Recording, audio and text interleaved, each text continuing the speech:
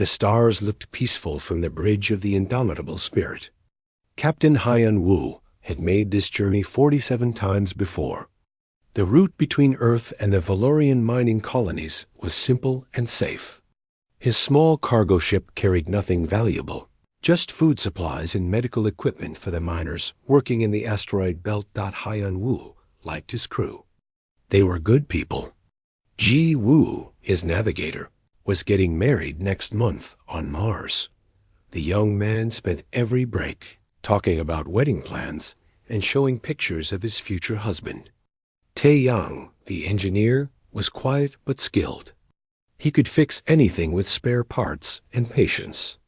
Da Yun, their doctor, kept everyone healthy and told terrible jokes that somehow made everyone laugh anyway. Yuna, who handled communications, had a daughter back on Earth. She recorded messages for the little girl every single day without fail. They were ordinary people doing ordinary work in the vast emptiness of space. None of them were soldiers. None of them expected to die. The attack came without warning. 3 Krethian warships dropped out of faster-than-light travel directly in front of them.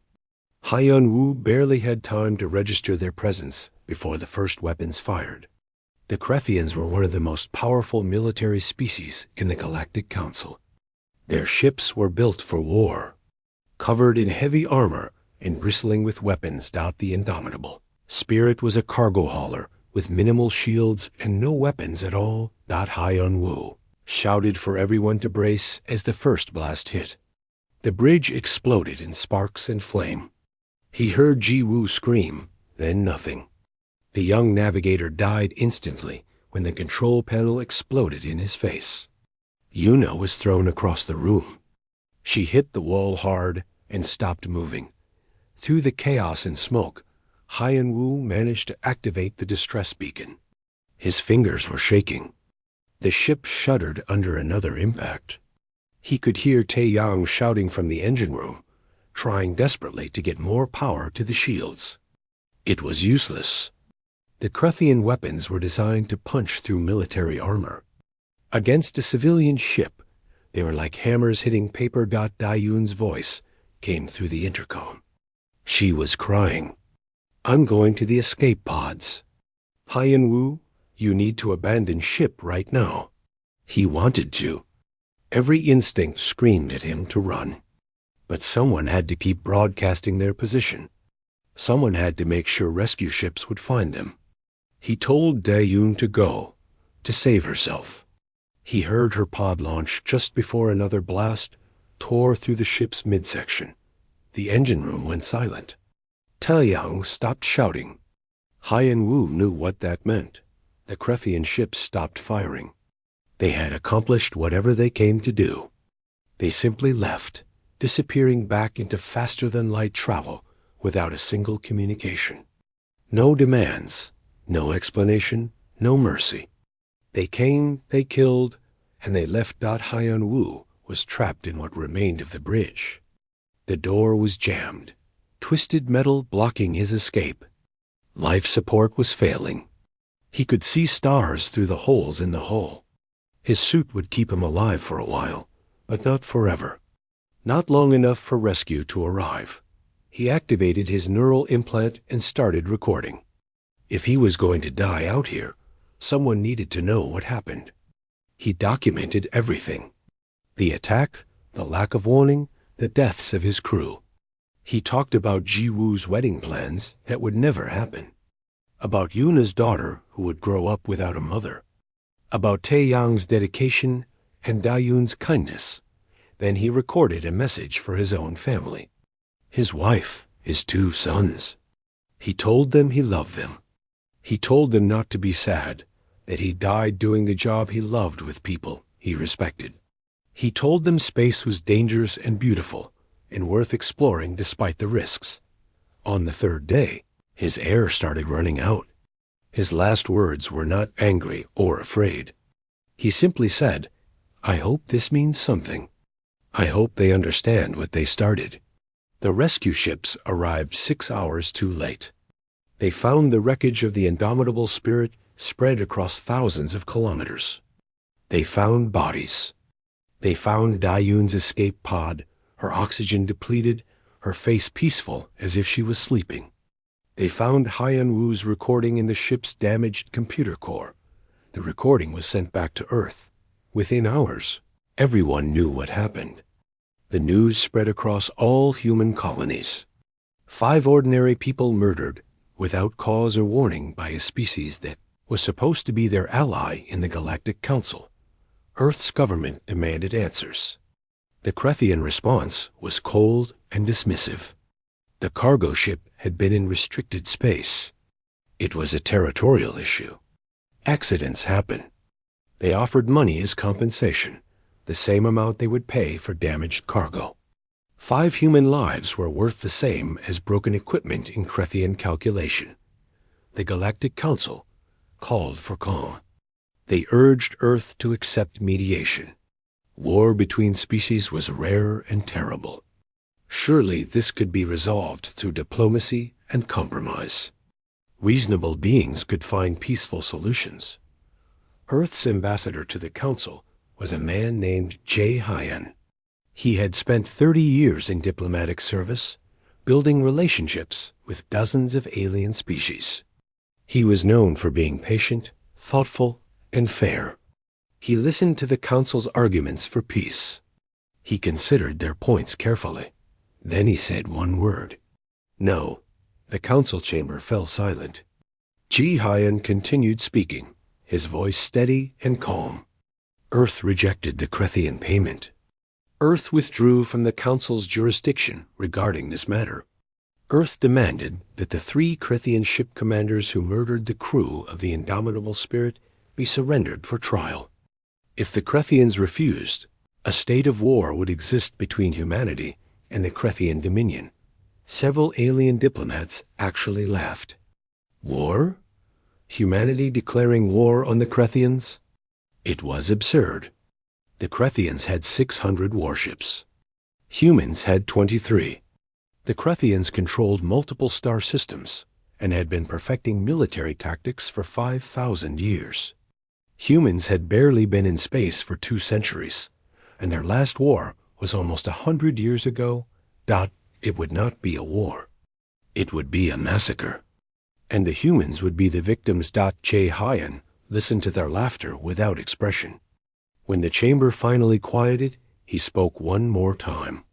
He described each member of the Indomitable Spirit's crew, their hopes, their families, their dreams. He made the Council see them as people, not statistics. Then he walked out. As he left, he activated his communication device. The message went to every human colony, every ship, every station. We are at war. Make them understand. The galaxy thought humanity was bluffing. They gave Earth 1 month to come to its senses and accept a reasonable peace. They were certain humans would back down when they realized the odds. They did not understand humans at all. The Galactic Council had maintained peace for over 2,000 years. 8 major species worked together, trading goods and sharing knowledge. Wars were things of the past, settled by diplomacy and compromise. Violence was considered primitive and unnecessary. The Council met in emergency session after Earth's declaration. The massive chamber held representatives from dozens of worlds. They gathered to discuss the human problem and find a peaceful solution before things got worse. The Krethian High Commander was named Vorith. He stood 3 meters tall, covered in thick scales that could stop most small arms fire. His species evolved on a planet where everything tried to kill everything else. They grew strong by being the deadliest predators on their world. Strength was the only thing Vorith truly respected. He looked at the human ambassador and saw weakness. Humans were small, soft creatures from a gentle world. Their planet had comfortable gravity, abundant water, and mild weather. They had no natural weapons, no armor, no venom. By Krethian standards, humans were prey animals that somehow learned to use tools. Vorith spoke to the Council with contempt in his voice. 5 humans were dead. So what? The Krethians lost thousands of soldiers in training exercises every year. Death was part of life in space. Humans needed to accept this basic fact and stop being emotional about natural selection. He offered payment again. Standard credits, enough to buy replacement cargo ships. It was more generous than humans deserved in his opinion. They should take the money and go back to their quiet corner of the galaxy, where they belonged. Ambassador J. Hyan stood before the entire council. He was not a young man anymore. His hair was gray, and his face showed lines of stress and age.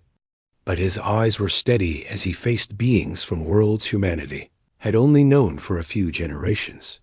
He rejected the payment formally and clearly. No amount of money would bring back the dead. Then he repeated Earth's demand. The 3 Krethian commanders must face trial for murder. If they were not surrendered within 30 days, Earth would consider itself at war with the Krethian Dominion. The council chamber erupted. Aliens spoke in dozens of languages, all saying basically the same thing. This was madness. This was suicide. Humans could not possibly win a war against the Krethians. A representative from the Valaxian Commonwealth actually asked if this was some kind of human joke. Maybe humans had strange humor that other species did not understand. Surely they were not serious about fighting the most powerful military force in the council. The mathematics were simple and brutal. The Krethians had 600 warships, each one a mobile fortress covered in weapons and armor. Earth had 23 combat ships, most of them small patrol vessels never meant for serious warfare. The Krethian Dominion controlled 4 star systems with a total population of 18 billion. Earth had 1 star system with 8 billion people and 3 struggling colonies. In military strength, economic power, and strategic position, the Krethians had every advantage. A war would last weeks at most before Earth was forced to surrender. Many council members thought it would last days. Other species tried to help. The Valaxians had been trading partners with humanity for decades. They liked humans and did not want to see them destroyed. They offered to mediate, to find middle ground both sides could accept. They suggested Earth could receive better trade agreements, technology transfers, even control of disputed territories. Anything except war. The Andrali representative, a species known for wisdom and careful thinking, spoke directly to J. Hyan. He explained that the council understood human anger. The deaths were tragic, and the Krethian response was insulting. But war would not bring the dead back. War would only create more death. Sometimes the wise choice was to accept injustice rather than pursue futile revenge. J. Hyan listened to every speaker. He showed respect to those who spoke with kindness and concern. He thanked them for their efforts. Then he told them something important. This was not about revenge. This was about justice and precedent. If Earth accepted this insult, if they let their people be murdered without consequence, then they were telling the galaxy that human lives had no value. Today it was 5 lives. Tomorrow it might be 50. Next year it might be 5,000. Where would it end? He had spent weeks reviewing every interaction humans had with the council since joining. The pattern was clear. Human concerns were dismissed. Human contributions were overlooked. Human voices were ignored. The galaxy saw Earth as a junior member at best, as pets or children at worst. J. Hyan spoke about each crew member who died. He told the council about Yuna, who loved ancient Earth poetry and never missed a day sending messages to her daughter. About Ji Woo, who was planning a wedding and had just bought a small apartment on Mars. About Tae Young, who spent his shore leave volunteering at orphanages and teaching children about engines. About Dayum, who had delivered 37 babies on colony ships and considered each one a miracle. About Captain Hyan-woo, who died alone and afraid, but used his last hours to record the truth. The galaxy saw numbers on a report. Humans saw people, friends, family, citizens, who deserved protection and justice. Vorath made his final mistake during that speech. He interrupted Jay Hyan's words to laugh. He called humans sentimental prey animals who were too emotional to survive in the real galaxy. He suggested Earth should send more cargo ships out if they wanted to lose more crews. Maybe eventually humans would learn their place. Jay Hyan stopped speaking. He looked at Vorath for a long moment. Then he looked at each council member in turn. His expression was calm, but something had changed in his eyes. Something cold and certain. He thanked the council for their time and consideration. He wished them well in their future deliberations. Then he walked toward the exit. As he reached the door, he activated his communication implant. The message broadcast on all human channels simultaneously from Earth to the furthest mining outpost. We are at war. They have no idea what they have done. Make them understand? The council watched him leave in stunned silence. Then the debates began again, every species certain that humans would reconsider when reality set in. They gave Earth 30 days to come to its senses. They placed bets on how quickly the humans would surrender once the first Krethian fleet appeared in Earth's orbit. They were all so certain of human weakness, so certain of Krethian strength, so certain this would end quickly with minimal bloodshed. None of them asked the important questions. They never wondered why a species had unified their entire planet under one government. They never questioned what happened to the dozens of nations and factions that once competed for power on Earth. They never looked closely at human history texts filled with strange words like siege, attrition, total war, and mutually assured destruction. They saw humanity's short time in space and assumed humans were novices at warfare. They saw Earth's lack of military expansion and assumed humans were peaceful by nature. They saw human diplomacy and compromise and assumed humans feared conflict. They were about to learn how wrong they were. They were about to discover that humanity did not fear war. Humanity had simply learned to fear itself, which was much, much worse. The Krethian High Command did not take Earth's declaration seriously at first. They had 600 warships and thousands of years of military tradition. They had conquered 3 neighboring species and absorbed them into the Dominion. They knew how to fight wars and win them. But then strange things started happening. The orbital defense station at Kreth Prime stopped responding to communications. Military analysts assumed it was equipment failure. These things happened occasionally even with the best technology. They sent a repair crew. Before the crew could arrive, a second defense station went dark. Then a third. Then a fourth. When scout ships finally investigated, they found debris. All 4 stations had been destroyed completely.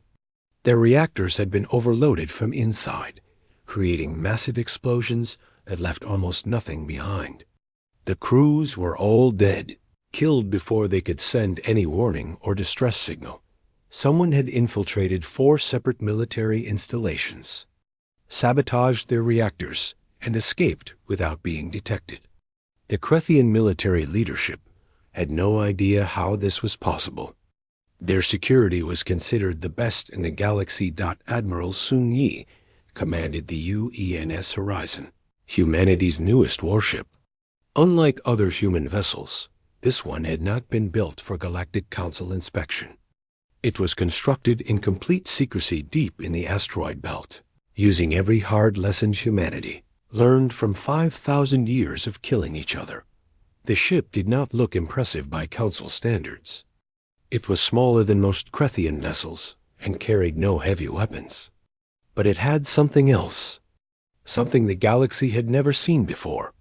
The Horizon released thousands of tiny drones, each one no bigger than a human hand. They were designed by a civilian engineer named Bai Ora, who previously made equipment for planetary surveys. The drones were simple and cheap to manufacture. They had basic solid fuel rockets, simple computers, and shaped explosive charges. Individually, each drone was harmless. A Krethian warship's shields could stop 100 of them easily. But the Horizon did not send hundreds. It sent thousands. Tens of thousands. The drones were too small and numerous for ship sensors to track effectively. They attached themselves to Krethian vessels like insects, finding weak points in the armor. They settled on sensor arrays, weapon mounts, engine exhausts, and docking ports. Then they waited patiently until the entire swarm was in position. When they all detonated at once, the results were devastating. Ships did not explode dramatically. They just stopped working. Engines failed. Weapon systems went offline. Life support became unreliable. Krethian vessels were left drifting in space, crippled but not destroyed, their crews trapped inside disabled ships. Sun Yi was not trying to destroy the Krethian fleet. She was sending a message. Nowhere is safe. Nothing is protected. We can reach you whenever we want. The Krethian response was predictable. They assembled a massive invasion fleet, 600 ships strong, and aimed it directly at Earth. They would end this war with one overwhelming strike. They would teach these primitive humans the price of defying the Dominion. Earth would surrender or burn. Earth's defense coordinator was a man named Sung Ho. He was a former logistics officer who spent most of his career managing supply chains and transportation schedules. He never expected to coordinate the defense of an entire planet. Now he was responsible for 8 billion lives, and he had to stop an invasion, force 26 times larger than Earth's military. He could not win a fair fight. So he would not fight fairly. As the Krethian fleet approached Earth, they found something unexpected. The space around the planet was filled with millions of objects. Earth had emptied every junkyard, collected every piece of space debris, gathered every decommissioned satellite they could find. They wrapped it all in reflective material and set it in carefully calculated orbits. When the Krethian fleet arrived, their sensors were overwhelmed. They could not tell which objects were ships and which were garbage. They could not get clear targeting solutions. Everything looked like a potential threat. The lead Krethian vessels slowed down, trying to sort through the chaos. Their formation tightened as ships moved closer together for mutual protection and coordinated fire. This was standard Krethian military doctrine, proven effective over thousands of years. That was when Earth's actual defenses, activated. 23 human warships appeared from within the debris field. They only stayed visible for seconds at a time, launching missiles before disappearing back into the cover of orbital junk. The missiles were primitive by Galactic Council standards. No expensive guidance systems, no advanced shield penetration technology. Just large conventional warheads on fast trajectories. The Krethians expected the missiles to target their ships directly. Their heavy armor was designed to withstand such attacks. But the missiles were not aimed at the ships. They were aimed at the empty space between them. Each warhead detonated in a massive explosion, creating expanding clouds of high-speed fragments. Metal shrapnel traveling at thousands of meters per second spread out in all directions. The Krethian formation, designed for concentrated firepower and mutual support, became a death trap. Ships could not maneuver without hitting each other. The debris field prevented rapid retreat. The fragments tore through shields and armor. They were not sophisticated weapons. They were just pieces of metal moving very fast, and there were millions of them. Krethian ships began taking damage from every direction at once. The battle lasted 4 hours. The Krethians lost 62 ships and retreated. Earth lost 3 vessels, and Sung Ho immediately ordered their wreckage added to the defensive debris field. Even in death, the ships would continue protecting their home. The Galactic Council watched the battle with growing horror. The humans were not fighting honorably. They were using tactics the Council species had abandoned centuries ago as barbaric and uncivilized, disguising military assets as debris, using cheap explosives instead of sophisticated weapons, turning their own destroyed ships into defensive obstacles. It was effective, but it was not how civilized species fought wars. It was dirty and desperate and brutal. The Krethians regrouped and analyzed what went wrong. Their military strategists began to understand something disturbing. The humans were not trying to win glorious battles. They were trying to make every battle too expensive to fight.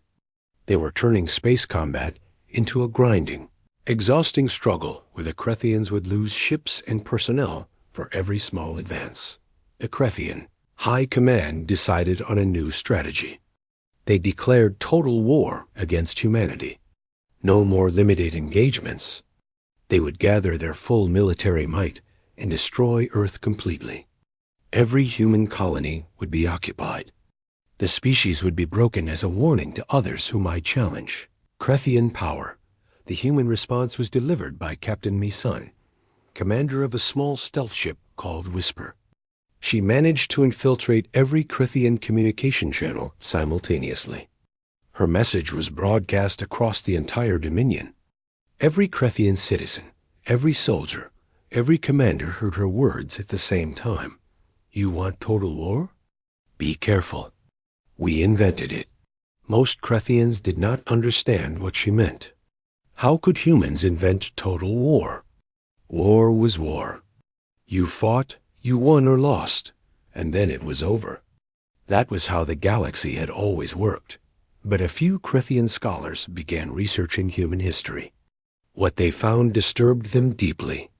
They discovered that humans had fought wars lasting decades. Wars that consumed entire civilizations.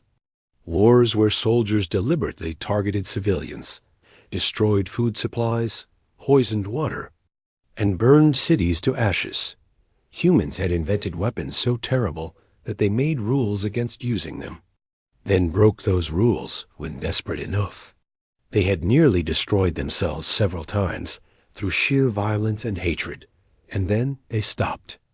Not because they became peaceful, but because they became too dangerous to themselves. They unified their planet not through conquest, but through mutual exhaustion and fear. The scholars tried to warn the High Command. These humans were not novices at warfare. They were veterans of 10,000 years of continuous conflict. They knew things about killing and destruction that the Krethians had never needed to learn. The High Command dismissed these warnings as propaganda and cowardice. Strength would prevail as it always had. They would teach these humans their place in the galaxy. They were about to learn that strength alone was not enough. Against an enemy that had spent millennia learning how to defeat stronger opponents, the Galactic Council tried desperately to broker peace between Earth and the Krethian Dominion. Both sides refused to negotiate. The Krethians demanded complete human surrender. The humans still demanded the 3 original ship commanders, plus compensation for all the escalation. Neither side would compromise even slightly. What the Council did not understand was that humanity was not trying to defeat the Krethians militarily. Earth's defense minister was a woman named Hay-One. She had studied every war humanity ever fought, from ancient tribal conflicts to the last global war that unified the planet. She understood something important. Earth could not win a conventional war against the Krethian Dominion, so she would not fight a conventional war. The human strategy was simple and terrifying. Make the war so painful, so expensive, so endless that the Krethians would be forced to negotiate. Do not try to destroy their military. Just make keeping that military too costly to sustain. Captain Dong Min commanded a small frigate called Persistence. His mission was not to fight Krethian warships. Fighting warships was expensive and dangerous. Instead, he was ordered to destroy everything that supported those warships. He spent 3 months carefully mapping Krethian supply lines. Every trade route, every fuel depot, every mining operation, every food production facility. He learned where the Dominion got the resources to maintain 600 warships and feed 18 billion citizens. Then he started burning it all down. Ore freighters began exploding mysteriously while traveling between star systems. Fuel depots suffered cascading system failures that destroyed months of stored resources. Food shipments disappeared without any trace. Mining operations found their equipment sabotaged in ways that took weeks to repair. The Krethians were not losing warships. They were losing the infrastructure that supported those warships. A navy without fuel cannot fight. Soldiers without food cannot march. Miners without equipment cannot extract ore. Dongmin was not attacking the Krethian military. He was attacking the Krethian economy. Meanwhile, Commander Jin Ah was leading a very different kind of warfare. She was a former documentary filmmaker who understood the power of stories and images. She took Captain Haiyan Wu's final recording and broadcast it across the entire galaxy. Every species in the Galactic Council saw the footage. They watched a man die slowly over 3 days. They heard him talk about his crew members, describing their hopes and dreams. They heard him record messages for his family, telling his children he loved them and was proud of them. They heard him forgive his killers because they don't understand what they've started. The recording was the most watched piece of media in galactic history. Billions of aliens across dozens of worlds saw it. The Krethians had tried to dismiss 5 human deaths as insignificant. Now those deaths had faces and names and stories that everyone knew. Public opinion shifted dramatically. Species that had been neutral began questioning the Krethian Dominion's actions. The Valaxians formally condemned the original attack. The Andrali called for sanctions. Even species that traditionally supported the Krethians began having doubts. Jin-Ah did not stop with one recording. She documented every Krethian attack, every destroyed colony, every civilian casualty. She showed the galaxy what total war actually looked like. She made it impossible for anyone to ignore the cost of this conflict. But the real change came when a xenanthropologist named Hesio Jun published his research to the Galactic Council. He had been studying human history, trying to understand this strange species that declared war on a superior power. What he discovered shocked him. Humans had fought more wars across more terrain using more tactics than every other council species combined. Earth's history was basically one long continuous war with brief pauses for recovery. Tribal warfare, guerrilla campaigns, sieges, naval battles, aerial bombardment, mechanized warfare, nuclear standoffs, cyber attacks, and countless other forms of conflict. Humans fought in every possible environment. Frozen tundras where temperatures killed unprotected people in minutes. Burning deserts where water was more valuable than gold. Dense jungles where visibility was measured in meters. Underground tunnel networks that went on for kilometers. They even fought underwater and in the vacuum of space. They had fought for resources, for religion, for ideology, for territory, and sometimes just because they were afraid of each other. They created weapons of mass destruction and used them. Then they created worse weapons and agreed never to use those. Then they built even worse weapons as insurance against the previous worse weapons. And critically, they eventually stopped fighting each other. Not because they became peaceful, but because they learned they were too dangerous to themselves. They unified their planet through exhaustion and terror, not conquest. Every nation on Earth had weapons that could destroy the world. They all agreed not to use them because nobody could win that war. Co Chun's report explained something the galaxy had missed. Humans were not better warriors than other species. They were just more experienced. 10,000 years of almost continuous warfare had taught them things other species never needed to learn. The Krethians evolved on a death world. It made them physically strong and naturally aggressive. They were excellent warriors. But they fought the way their ancestors hunted, directly and honorably, using overwhelming strength. It worked well against every species they had encountered before, but humans learned to fight while weak. Ancient humans were not the strongest or fastest animals on their planet. They were prey for most of their early evolution. They survived by learning to think, to plan, to deceive, to ambush, to wear down stronger opponents through patience and persistence. When humans finally became the dominant species on Earth, they turned those skills against each other. They spent thousands of years perfecting the art of defeating enemies who were stronger, richer, and better equipped. They learned that individual battles did not matter if you lost the war, and wars did not matter if you destroyed yourself winning them. Co. Chun's report concluded with a warning that many council members found disturbing. The humans are not fighting to win. They are fighting to make losing impossible for us. They have had 10,000 years to perfect that strategy. The Galactic Council finally understood what they were watching. This was not a war between species.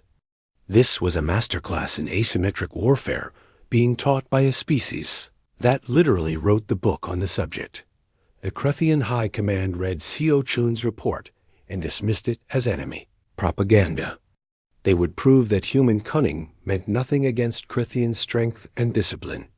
They began planning one final offensive that would end the war permanently.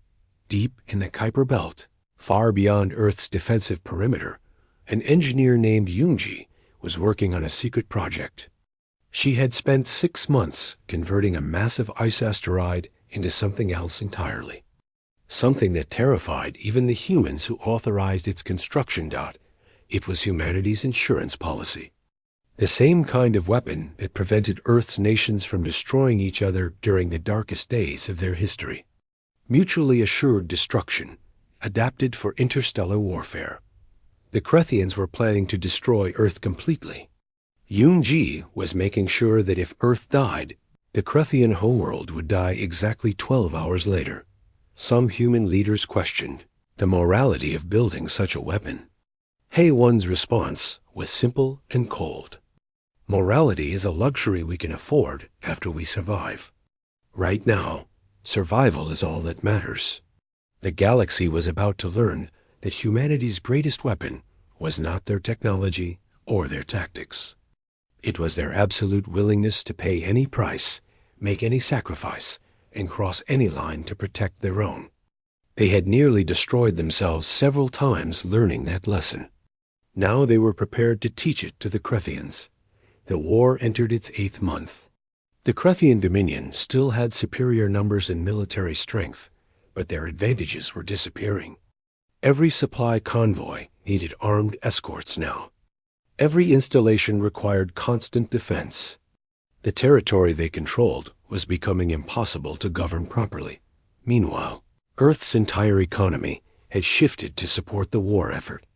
A scientist named Young-Soo led teams that were converting civilian vessels into military assets. Cargo haulers became missile platforms. Mining drones were reprogrammed as autonomous weapons. Survey satellites turned into intelligence-gathering networks. Nothing was wasted. Everything had a military purpose. The transformation was complete and frightening. Every human seemed to understand their role without needing orders. Factory workers produced weapons and equipment. Programmers wrote combat software. Teachers explained to children why this sacrifice was necessary. Even retired elderly people contributed by managing communications and logistics that the Krethians had never seen anything like it. An entire species mobilizing for total war without hesitation, without protest, without internal conflict. It was as if humans had done this before and remembered exactly how it worked. They had. Many times. And they were very, very good at it. The Krethian High Command made their final decision. Operation Final Strike would bypass all human defenses and hit Earth directly with weapons the Galactic Council had banned centuries ago. Kinetic bombardment using asteroids accelerated to relativistic speeds. The impacts would make Earth uninhabitable for generations. If humans wanted extinction-level warfare, the Krethians would provide it. An intelligence officer named Chen Wu discovered the plan through intercepted communications. He had 72 hours before the asteroids reached launch velocity. After that, nothing could stop them. Earth's leadership convened an emergency session. President Kyung-suk asked the question everyone was thinking. Could they stop the attack? The answer from every military advisor was the same. No. The Krethians were accelerating asteroids from beyond the defense grid.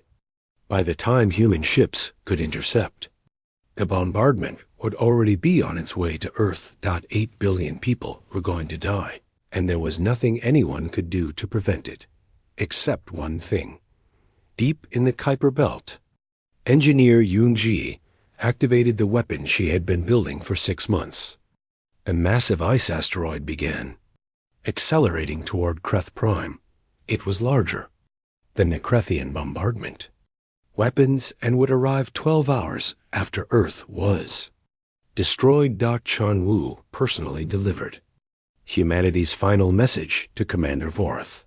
He appeared on every Krethian command channel simultaneously. His words were calm and absolutely certain. Our species has lived under the threat of extinction for centuries. We built weapons that could destroy our own world dozens of times over. Then we aimed them at each other and called it peace. We learned to survive by making mutual destruction the only possible outcome. Do you really think we came to the stars without bringing our insurance policy? For the first time, Vorth understood what Captain Hyan Wu meant in his final recording. The Krethians had not started a war with warriors. They started a war with survivors. A species that stared into the abyss of self-annihilation and decided to weaponize it instead of succumbing to it. If Earth died, Kreth Prime died. 18 billion Krethian civilians would be killed in revenge for 8 billion human civilians. Nobody would win. Everyone would lose. It was insane and horrible, and completely logical. The Galactic Council, horrified by both sides' willingness to commit genocide, finally intervened with real force. They threatened economic sanctions, military blockades, and united action against both Earth and the Krethian Dominion if the conflict continued. For the first time in Council history, they were threatening to go to war themselves to stop a war. The standoff lasted 3 days. Neither Earth nor the Krethians wanted to back down. Neither side could afford to escalate further. The galaxy held its breath, waiting to see if two species would choose mutual annihilation over compromise. A negotiator named Ji-hai represented Earth in the final peace talks. She was a former conflict resolution specialist who helped end the last wars on Earth during planetary unification. She understood something that many warriors did not. Peace does not mean victory.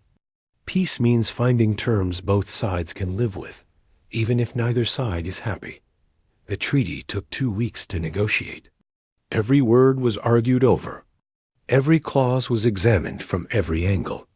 Both sides wanted guarantees and protections and acknowledgments. The final terms were painful for everyone involved. The 3 Krethian commanders who destroyed the indomitable spirit faced trial in a neutral court. They were found guilty of unlawful military action against a civilian vessel. They received 20-year prison sentences. The Krethian Dominion paid financial reparations to the families of all 5 crew members who died. Earth agreed to dismantle the kinetic weapon aimed at Kreth Prime. They submitted to regular inspections to verify compliance. They also agreed to formal military limitations and restrictions on certain weapons development. But the real terms were unspoken and understood by both sides. The Krethians acknowledged that humanity was dangerous and deserved respect. Humanity proved they were willing to negotiate and compromise rather than choosing mutual destruction. Both species agreed to permanent non-aggression and established formal diplomatic relations. The war ended not with surrender, but with understanding. The galaxy learned that humanity's true danger was not their technology or their tactics. It was their determination to make any conflict too costly to sustain, while remaining willing to pay any price themselves. 5 years passed. Ambassador J. Hyan still represented Earth at the Galactic Council. The council chamber no longer erupted in laughter when he spoke. When humanity made demands, species listened carefully. When humanity made commitments, they were trusted completely. On Earth, a memorial stood where the indomitable spirit was originally constructed. 5 names were carved in black stone: Captain Hyan Wu, Lieutenant Commander Yuna, Navigator Ji Wu, Engineer Tae Yang, Dr. Dae Yoon. Beneath their names was a simple inscription: 5 lives that taught the galaxy what humanity values. The Krethians developed a grudging respect for humans over the following years. They still did not like them very much, but they added human case studies to their military academies. Young Krethian officers now studied Earth's wars as examples of asymmetric warfare and strategic thinking.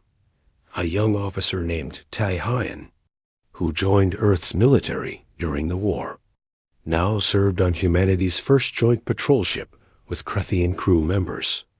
It was awkward and uncomfortable work. 2 species that recently tried to destroy each other were now cooperating to maintain peace and security. On their first patrol together, a Krethian officer asked Tae Hyan a question that had been bothering him. Why did humans fight so hard over just 5 deaths? His own species lost thousands in training exercises. What made those 5 lives worth risking everything? Tae Hyan thought about the question carefully. He thought about the memorial back home. He thought about all the people who died.